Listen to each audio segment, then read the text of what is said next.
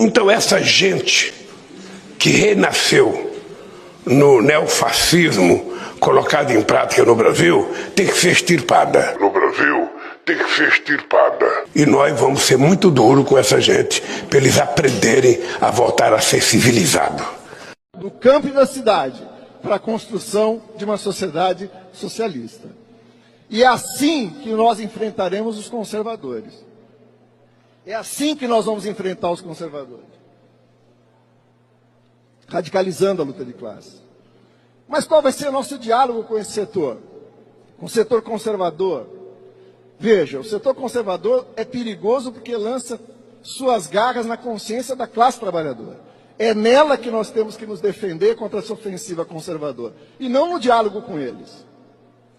E eu espero contribuir com isso que o Gramsci chamava de intransigência, com um pequeno poeminha final do Brecht, do Bertolt Brecht, que dizia numa situação onde alguém da direita, ao ser flagrado no seu trabalho miserável de fazer o jogo da direita, pelos trabalhadores, tentava argumentar com os trabalhadores que, no fundo, ele tinha posições de direita, mas ele era uma pessoa boa. Né? Ele era uma pessoa que tinha ideias próprias, que não se vendeu, que tinha convicções, que era uma pessoa sábia. Né? E o Brecht, então, responde nesse poema o seguinte: é verdade, você é uma pessoa boa, porque tem convicções, mas quais são essas suas convicções? Você diz que é sábio, mas a quem serve a sua sabedoria? E contra quem ela é usada? Você diz que tem amigos, mas você tem amigos entre as pessoas que são boas ou entre os adversários? Você diz que não pode ser comprado, mas um rio que arrasa tudo numa inundação, ou um raio que fulmina uma casa, também não pode ser comprado. Nós sabemos que você é nosso inimigo, mas considerando que você, como afirma, é uma boa pessoa, nós estamos dispostos a oferecer a você o seguinte: um bom paredão, onde vamos colocá-lo na frente de uma boa espingarda, com uma boa bala, e vamos oferecer, depois de uma boa pá, uma boa cova. Né? Com a direita e o conservadorismo, nenhum diálogo, luta.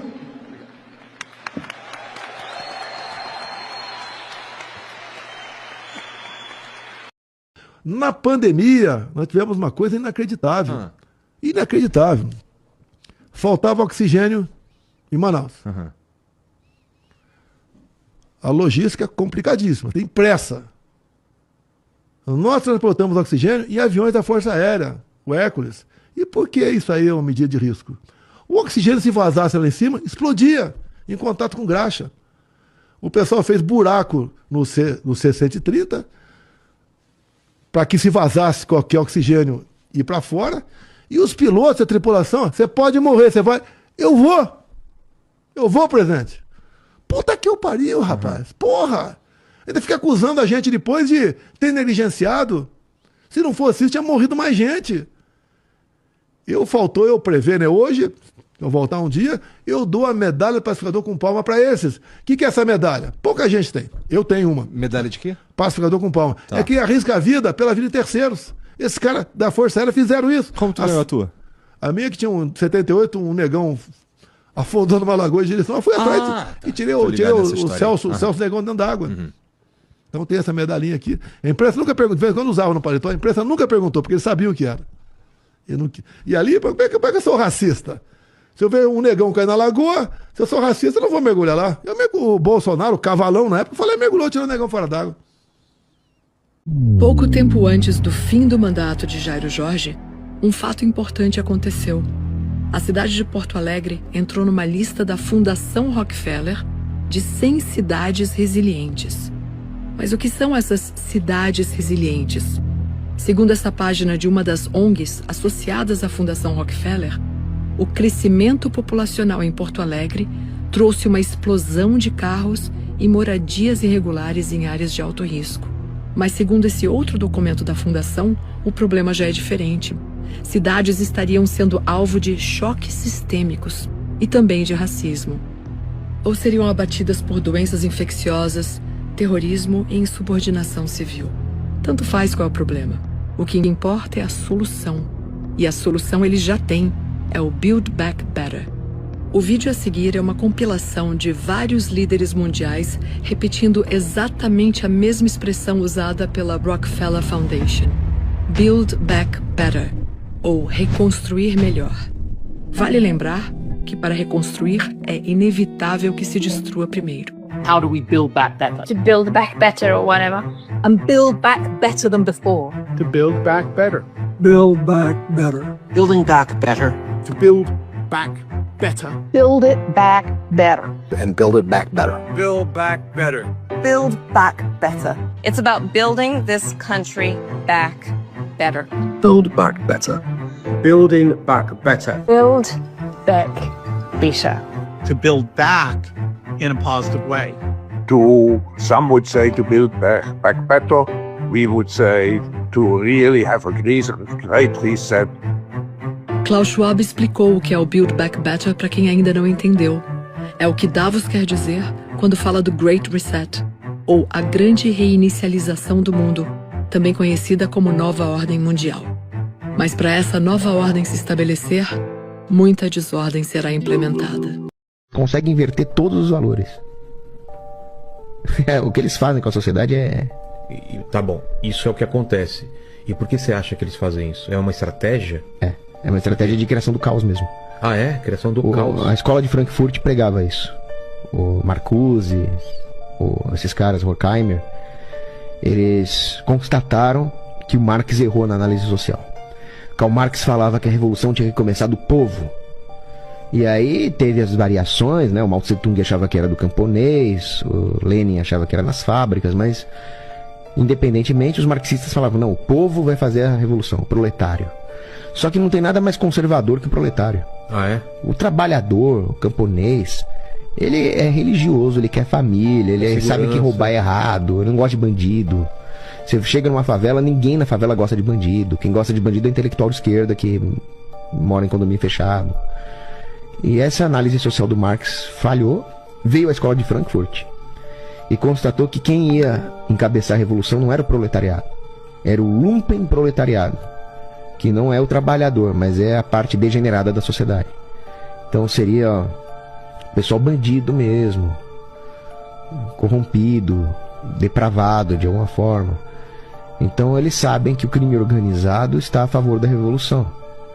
Tanto é que o Lula tem maioria nos presídios. E é por isso que a esquerda gosta de soltar os bandidos e inverter os valores na sociedade. Porque depois esses mesmos bandidos que vão compor o crime organizado vão conduzir, vão encabeçar a revolução. Que revolução é essa? A revolução social de destruição das bases da sociedade: família, igreja e propriedade privada. Que são as três coisas que a esquerda mais odeia. Por que isso? Porque todo o discurso da esquerda é um discurso de igualitarismo. Por quê? Porque é a melhor desculpa que eles têm para arrasar a sociedade. Uma floresta igualitária se chama deserto. A única maneira de tornar todas as árvores iguais é matando todas as árvores. Aí o deserto é só areia. Exato. Então eles vêm com essa desculpa de vamos ser iguais. E aí eles têm tanto ódio do mercado e da igreja e da família. Por quê? Porque quando eles vêm com esse discurso de que a desigualdade oprime, o mercado, a igreja e a família automaticamente refutam tudo isso. Porque no livre mercado não interessa se você é negro, branco, hétero, homossexual, interessa o produto que você vende.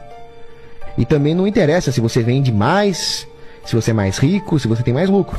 Interessa que no livre mercado os dois lados da troca saem ganhando. Então todo esse discurso de o oprimido e o opressor daqui, aquela coisa do Paulo Freire, é desmantelado pelo livre mercado.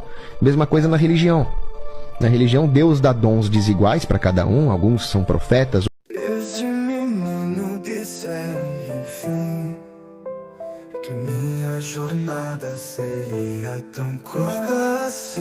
O senhor chegou a conversar com Jair Bolsonaro sobre essa decisão? Que papel ele teve? Que tipo de conselho, que tipo de opinião ele tem sobre essa sua decisão? Meu pai, é claro que ele queria o filho dele perto dele, né? É dureza.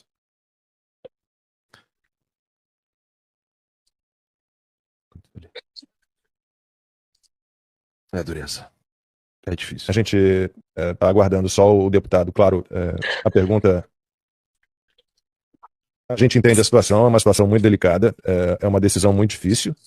Muito difícil. Tem muita gente aqui no chat dizendo, inclusive, que Jair Bolsonaro deveria dar um jeito de escapar, de fugir. A gente, como disse o deputado, tudo se encaminha para a conclusão desse jogo de cartas marcadas com uma condenação do Jair Bolsonaro num processo absolutamente absurdo, denúncias fajutas, delação fajuta, tortura, né, no meio desse processo todo, abusos, arbítrios, ilegalidades. Eu peço desculpas por ter provocado essa reação no deputado, mas Vamos lá. É que eu não gosto de parecer que eu tô me vitimizando, né? Mas é uma possibilidade real. Uma possibilidade real. Eu nunca amava meu pai, enfim. Mas é a vida adulta também, né? É sacrifício. Né? O Alan ficou 3 anos aí sem ver a família dele. Isso daí também pesa, tá? Muita gente falou que, pode vir que ele não vai pegar teu passaporte. Mas o Alexandre de Moraes já fez muita atrocidade. A gente não pode esperar contar com alguma decência ou senso de moralidade desse tipo de pessoa. Como eu falei, ele está na prateleira do psicopata. Né? Então ele pode perfeitamente até estar mandando mensagens pelos bastidores para eu ficar confortável e retornar. E quando eu chegar aí, ele pegar meu passaporte. Né? E aí, o que eu vou fazer? E se ele resolver me prender igual ele fez com o Daniel Silveira devido ao que eu tenho falado? Né? Eu vou ficar sem ver meus filhos crescer? Vou ficar, poxa, Georgia 4 anos, Jair Henrique 1 ano, e minha mulher tendo que me visitar em cadeia, sendo que não cometi crime nenhum. Entendeu? Então tem muita coisa que pesa quando você toma essa decisão. E certamente eu conversei com ele, tá? Não foi fácil, foi difícil. Ele queria que eu estivesse por perto, mas conforme eu fui conversando com ele foi entendendo os meus argumentos também, ele aceitou a decisão. E Deus quiser, ele só tá deixando a gente mais cascudo aqui para quando a gente retornar mais forte. O Constantino colocou aqui: acho que Eduardo fez o certo ao ficar nos Estados Unidos e acho que seu pai deveria buscar abrigo na Embaixada Americana. É uma ditadura. Fazer política normal é aceitar a falsa premissa de que há qualquer espaço para a normalidade hoje. Não há. E toda resistência precisa de exilados. Eduardo, uma coisa que eu comentei minutos antes de você entrar é que existe uma enorme diferença entre um jornalista como eu, Paulo Figueiredo, Lacombe, Max, Constantino, Ana Paula, denunciar para a imprensa americana o que está acontecendo. Outra coisa é você ao lado do Trump, seja em Mar-a-Lago, seja na Casa Branca, denunciando o que está acontecendo. Se o Trump te chamar numa coletiva, alguma coisa assim, e perguntar para você o que você vai dizer sobre o que está acontecendo no Brasil? Eu vou com certeza citar alguns exemplos, né, para ficar bem marcado o conhecimento de que a gente vive uma ditadura. Né? Vocês são um exemplo disso. Toda ditadura existem jornalistas exilados, porque a primeira coisa que morre é a verdade. Né? Então o regime ele começa a tentar controlar a narrativa, controlar o que sai nos jornais. A gente viu em 2022 a Jovem Pan, a gente viu o fechamento do Terça Livre, a gente vê as maldades contra vocês, que até hoje, né, sofrem com desmonetizações vinda de ordens judiciais. Então esse daí seria um primeiro ponto. Né? A morte do Clezão, a prisão do Daniel Silveira, a prisão atual do general Braga Neto, dentre outros. Isso daí fica bem sedimentado, que não existe motivo para fazer, né? Que são apenas razões políticas. O que o Alexandre de Moraes deseja é enterrar, através da repressão, um movimento político liderado pelo presidente Jair Bolsonaro. E aí você tenta, né, trazer também a perspectiva de que para sair disso tudo você precisa ter eleição limpa. Então outra tecla que a gente tem batido bastante aqui nos Estados Unidos, além de conter o ímpeto agressivo desses tiranos, é também advogar a favor de eleições limpas e justas. Porque a eleição não é só você botar o número num papel ou digitar numa urna eletrônica um número qualquer. É você ter a certeza de que aquilo ali foi computado e foi levado em consideração. Então a mensagem que a gente leva é de que os Estados Unidos apenas reconheçam eleições onde ocorra, né, uma ampla participação da oposição, porque senão vira Venezuela, né? A Maria Corina Machado está inelegível por 15 anos. Na Nicarágua, o Ortega foi reeleito pela 3ª vez, depois de ter prendido 7 opositores. Na Bolívia, a ex-presidente Janine Áñez segue presa, senadora da República. Então você tem que permitir a oposição participar e também uma possibilidade de auditoria dos votos, uma recontagem, uma contagem pública. Porque senão a gente não está falando de democracia. Então essa pressão internacional que a gente quer levar para o Brasil, e eu acho que agora, né, eu vou ter mais até liberdade. Olha só, né, que absurdo, um deputado federal tendo que falar isso daqui, né? Mas fora do Brasil tem mais liberdade para falar. O professor Olavo, ele dizia, né, as ideias... O deputado Eduardo Bolsonaro, se você chegou agora, avisa que está se licenciando do mandato de deputado, sem remuneração, para ficar nos Estados Unidos, segundo ele, em dedicação integral ao trabalho de produzir. Ele diz o seguinte: e buscar integralmente a punição aos violadores de direitos humanos, falando em relação aos réus do 8 de janeiro, aos que já estão presos, enfim. O deputado faz ataques, agora o deputado licenciado faz ataques ao ministro Alexandre de Moraes, que é relator do caso, e que, por isso mesmo, foi quem recebeu um pedido do Partido dos Trabalhadores para que o Eduardo Bolsonaro tivesse o passaporte retido. Olha, agradeço a sua participação aqui, muito importante também ter sua fala aqui a respeito dos atos de ontem e sua visão aí sobre o futuro da política. Até uma próxima oportunidade. Oi? Você me permite dizer só uma coisa, um minuto? Fale. Olha, deixa eu dizer só uma coisa para vocês, sem nenhuma paixão, sem nenhum lado. E vocês sabem disso, vocês são jornalistas inteligentes. A esquerda lutou por anistia de assassinos, guerrilheiros, assaltantes de banco, sequestradores e gente que queria estabelecer um Estado proletário comunista. Eles lutaram por isso. E agora, não tem a sensibilidade, uma mulher de 70 anos, 67 anos, 63 anos, que não tinha uma pedra na mão, que não tinha um pedaço de pau na mão, ser tratado como terrorista, porque se é atentado contra um Estado, só pode ser isso. Então, com todo respeito, isso é uma vergonha ver a esquerda que lutou por anistia dessa cambada toda e todo mundo foi liberado, vir agora com um discurso contra a anistia. Eu só queria deixar isso aqui registrado. Muito obrigado. Deus. Vamos desmascarar a esquerda num vídeo de menos de 1 minuto? Pois então, a Fernanda Melchiona e toda a esquerda ultra-radical brasileira está tentando dar a entender que a manifestação em Copacabana foi flopada. Pegaram as imagens de 9h30 da CNN para dar a entender que tinha fracassado. Mas agora eu vou te mostrar as imagens das 11 horas, quando começou as pessoas a fazer as manifestações no carro de som. Bem diferente, né? Pois então, o problema dessa esquerda ultra-radical é que a realidade não saiu para eles, e sim a narrativa. O problema da narrativa deles é que ela não encontra respaldo nos fatos, e o fato foi que a manifestação foi um sucesso. Parabéns a todos que se envolveram. Você acha normal um ministro do STF dizer que o Lula chegou até a presidência por conta deles? Foi o caso de Gilmar Mendes. Você acha normal um ministro do STF fazer uma live com uma pessoa que, enfim, aí sim é um influenciador inútil, como o Felipe Neto, para falar sobre fake news? Você acha normal um ministro do STF falar sobre os autos, né, fora dos autos, ficar dando entrevistas como se fosse um popstar? Você acha normal um ministro do STF, como por exemplo o Barroso, falar nós derrotamos o bolsonarismo, ou até mesmo perdeu o Mané? Enfim, eu vejo que a minha avaliação, não é a avaliação do Nicolas, é literalmente o estrado da realidade. Isso aqui é azul, eu tô só falando, atestando o que é. Então não é uma avaliação parcial da minha parte, é exatamente a realidade. O STF hoje não é mais uma corte jurídica, é uma corte política. Eles literalmente fazem aquilo que o sistema, aquilo que partidos políticos influenciam eles a tomar decisões.